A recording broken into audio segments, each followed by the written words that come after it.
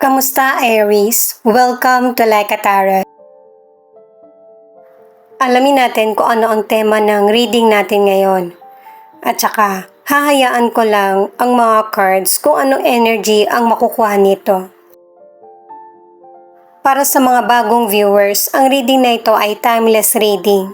General reading at guide po lamang kaya hindi po magre-resonate sa lahat. Kunin mo lang yung akma sa sitwasyon mo. At kung kailan mo ito napanood, yun ang start ng 1 week reading para sa iyo. Ikaw na bahala magpalit kung si person mo ito o ikaw. Isang card lang yung kukunin ko para sa tema ng reading na ito.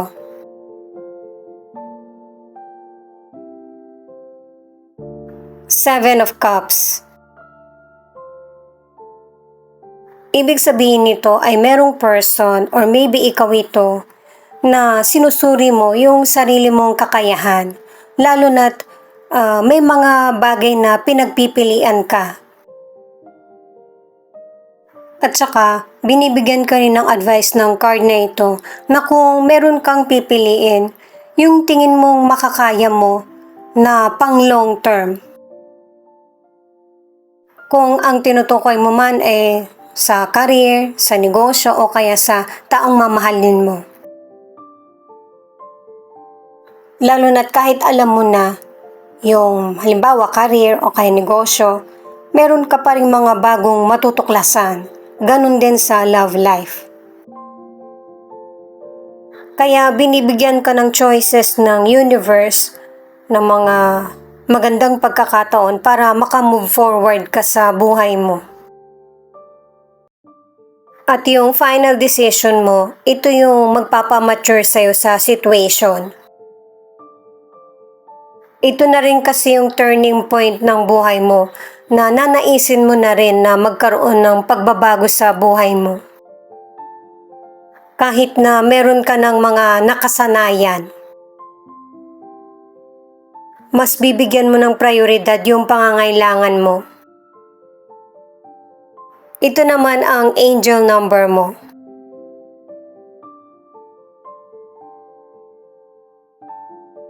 Three, new life, abundance, and spiritual awakening. Ganon din yung sinasabi, di ba? May changes na positibo. 0, cycles, eternity. Alamin naman natin ang mystical card or oracle cards.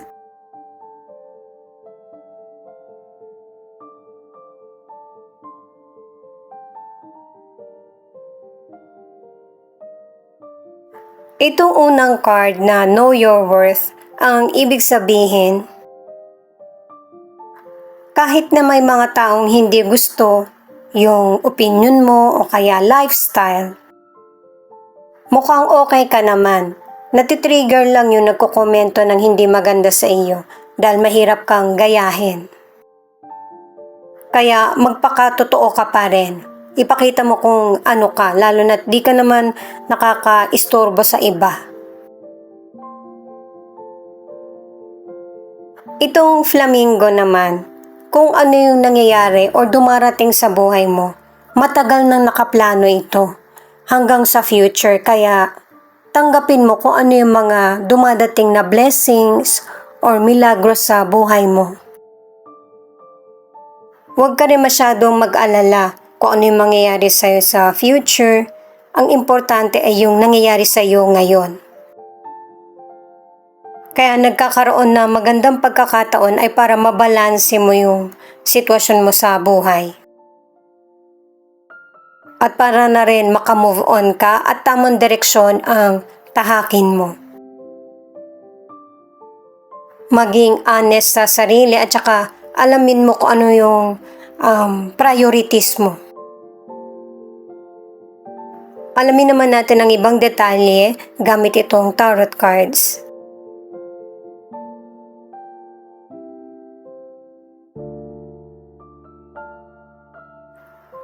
Queen of Pentacles, Six of Swords, at the Emperor. Kaya pala pinakita yung tema na card na meron kang pinagpipilian kasi itinitira mo sa buhay mo yung mapapakinabangan. Sa karir man yan or negosyo, nile-let go mo yung mga sitwasyon na walang progress. Magsimula ka man ng panibago sa karir mo o negosyo, napapanindigan mo naman ito, kumbaga napagtsatsagaan hanggang sa mapaunlad. Ang ilan naman sa career, naka-2 cards ka na mas binibigyan mo ng prioridad yung improvement sa sarili.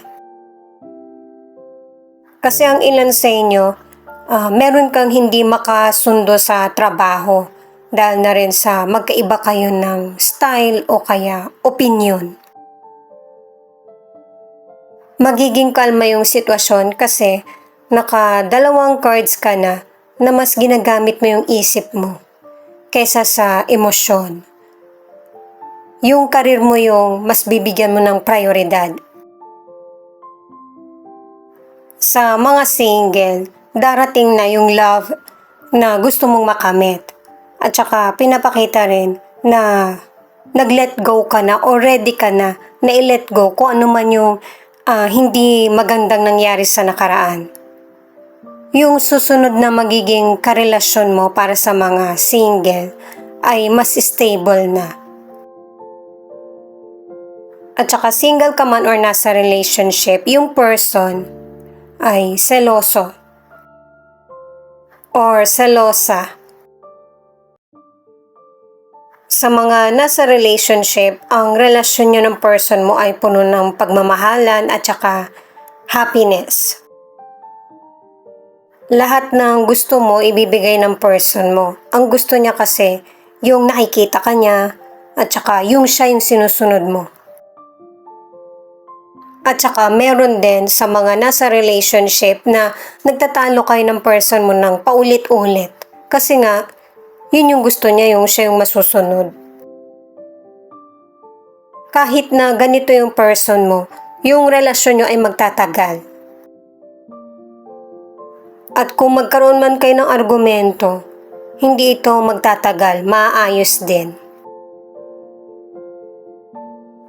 4 of Wands, 6 of Pentacles, at the Temperance. Very positive itong 3 cards mo kasi guided ka ng spirit guide mo at saka yung mga gusto mong matapos ay merong happy ending.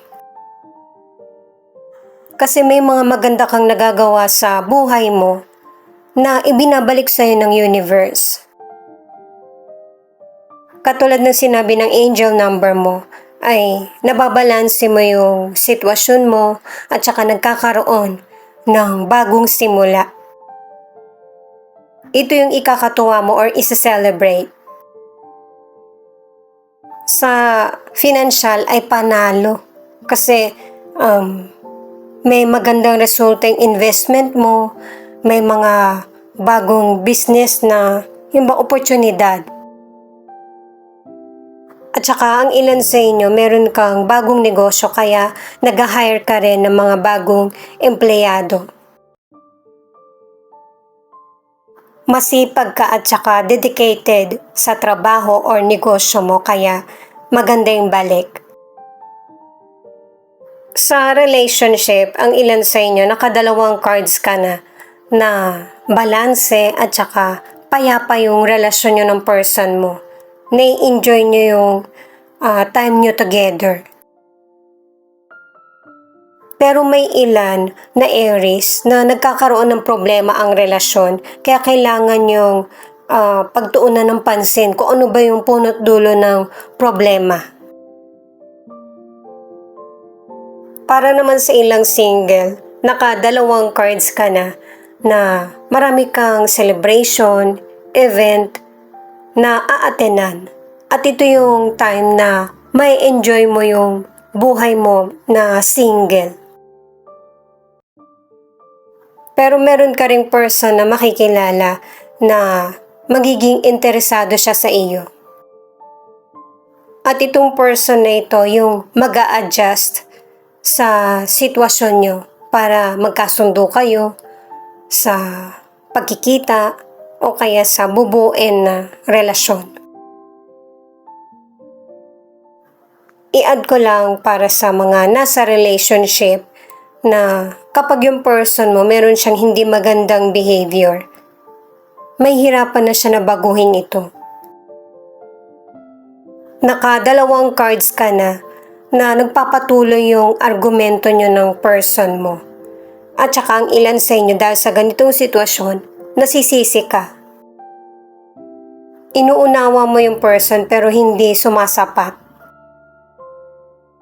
The Tower, the Hangman, at the Justice. Merong pagbabagong mangyayari sa buhay mo na lalo na kung may karelasyon ka, kailangan yung parehong makasabay. Kaya nagkakaroon ng pagbabago kasi gustong ipaalam sa iyo ng universe. May mga sitwasyon na nabanggit na ng tema na card natin na kailangan mong iprioridad, lalo na kung patungkol sa sarili mong choices. Paalala din ito na kailangan meron kang matutunan para makamove forward ka sa buhay mo at good karma ang makamit mo.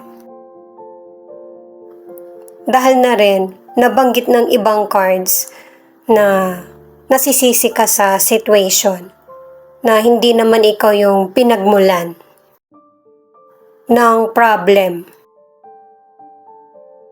Sa kalusugan naman, pinapaalalahanan ka na huwag pabayaan ang sarili. Kung meron kang nararamdaman na kakaiba, kailangan mong magpatingin. Nakadalawang cards ka na, naalagaan mo yung sarili mo. Sa mga single or nasa relationship, binibigyan ka ng advice ng cards na harapin kung ano yung katotohanan at saka kung ano yung hindi nakatadhana. Ang gusto ng universe, single ka man or nasa relationship, ay makamit mo yung tunay na happiness. At saka single ka man or nasa relationship, hindi ka judgmental na tao. Binibigyan mo pa rin ng pagkakataon yung kapwa mo or person mo na para maipakita sa iyo yung totoo. Ito rin kasi yung paraan mo para mabalanse mo yung situation mo. Ano man ang maging outcome ng mga decisions mo, marami kang matututunan at magagamit mo sa future. Ito yung final card na The Strength. Itong card na ito ang nagpapaalala na marami kang challenges na kinakaharap, na nakakapagod o kaya nakakasakal. At ang advice ay gamitin mo yung kaisipan mo sa mga gagawin mong desisyon. Kapag meron ka ng final decision, ihanda mo yung sarili mo kung paano mo i-handle yung mga sitwasyon pa na darating, good man ito or bad. Kailangan mong lakasan ng loob mo at saka magdasal. Ano man yung kinasasangkutan na problem or situation, ikaw yung may ultimate power at may control sa buhay mo. At saka, merong mga Aries na happy yung relationship at meron namang relasyon na sinusubok ng panahon. Kaya kung maliit pa lang yung problem, solusyonan nyo na ito agad ng person mo or pag-usapan. Siya nga pala, thank you sa mga nag-like, share, comment, and subscribe. Ingat po kayo palagi saan man kayo naroon. Ito naman yung ilan sa zodiac sign na nangunguna sa reading na ito. Pisces, Leo, Aquarius, Gemini, Aries, at Capricorn. At saka pwedeng sa mga tarot cards ka lang mag-resonate or hanggang dito sa charms. Ito naman yung letra na posibleng andito yung letra ng pangalan ng person mo or letra ng pangalan mo. Y, Q, T, R, B, A, Z, and S.